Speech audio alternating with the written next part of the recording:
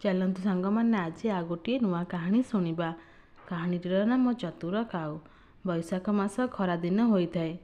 गोटे काऊटी उड़ी उड़ी आसवा समय ताकू भारी जोरे शोष लगिला। बैशाख मास हेतु सबु नई नाल पोखरी सुखी जाए। काऊटी कौन करिबो, ताकू तो भारी जोरे शोष लगुए। से उड़ी उड़ी आसवा समय गोटे माठिया देखिला। माठिया पाखक आसी देखिबारु माठियार पानी बहुत तले थिला। तार थंट बढ़ाइला किंतु थंटटी पाइला नहीं। से माठियार पाखरे किछि गोड़ी पड़ीथिला। ता मुंडकू गोटे उपाय आसिला। से कौन कला ना से गोड़ी गोटे गोटे आनी तार थंटरे से माठियारे पकाइला, जहाद्वारा माठियारे थिबा पानीर स्तर उपरकू उठिला। काऊटी खुशी रे पानी पी आनंदरे उड़ीगला। एही गपटिरु आमे शिखिले जे बुद्धि थिले उपाय आपे आपे आसी जाए।